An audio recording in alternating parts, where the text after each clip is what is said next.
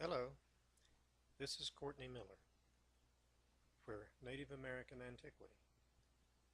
This week's article is the seventh in the series on incidents of travel to the Mayan ruins.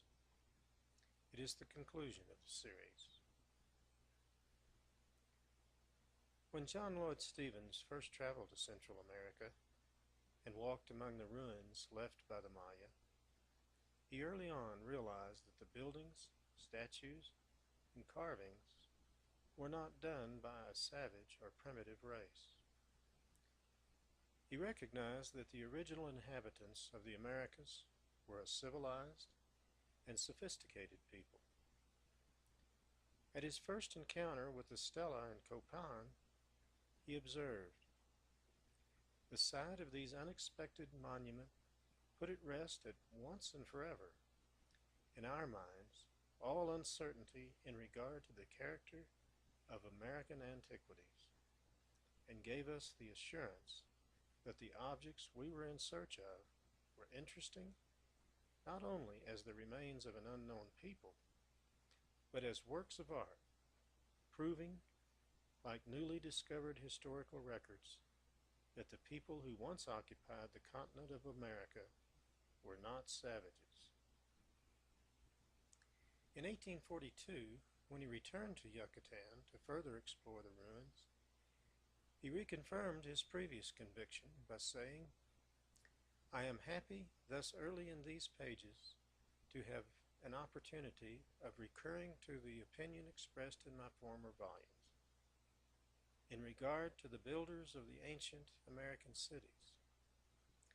The conclusion to which I came was that there are not sufficient grounds for belief in the great antiquity that has been ascribed to these ruins, that we are not warranted in going back to any ancient nation of the old world for the builders of these cities, that they are not the works of people who have passed away and whose history is lost, but there are strong reasons to believe them the creation of the same races who inhabited the country at the time of the Spanish conquest, or of some not very distant progenitors." In the final pages of his book, Incidents of Travel in Yucatan, Stephens tried to address the arguments against his opinions on the origin of the Mayan cities. He was still unaware that the Mayans were the builders, but was convinced that the cities were built by the people that the Spaniards found on their conquest. Before Stephens, this idea had been rejected for mostly three main arguments. First, there were no lasting traditions carried on by the locals. Against this, Stephens argued, "May this be accounted for by the unparalleled circumstances which attended the conquest and subjugation of the Spanish America?" He went on to cite the proclamation by the Pope, entreating and requiring the inhabitants to acknowledge and obey the Church as the superior and guide of the universe. "But if you do not comply, I will carry on war against you with the utmost violence." The second prevailing argument, that a people possessing the power, art, and skill to erect such cities never could have fallen so low as the miserable Indians who now linger about their ruins. This was disputed by Stephens for the same reasons. He argued, "Their present condition is the natural and inevitable consequence of the same ruthless policy which laid the axe at the root of all ancient recollections and cut off forever all traditionary knowledge.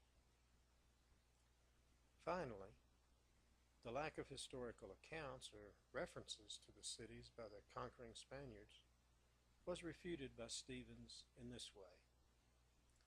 On the contrary, we have the glowing accounts of Cortez and his companions, of soldiers, priests, and civilizations, all concurring in representations of existing cities, then in the actual use and occupation of the Indians, with building and temples in style and character like those presented in these pages.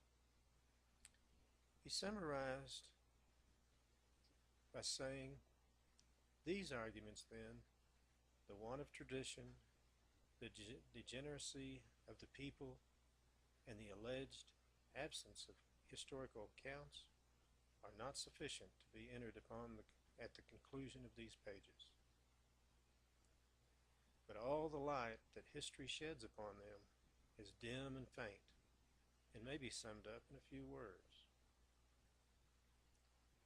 Over time, Stephen's beliefs proved to be substantially accurate, and his popular books contributed to a groundswell of interest in the lost cities of the Mayan. This is Courtney Miller for Native American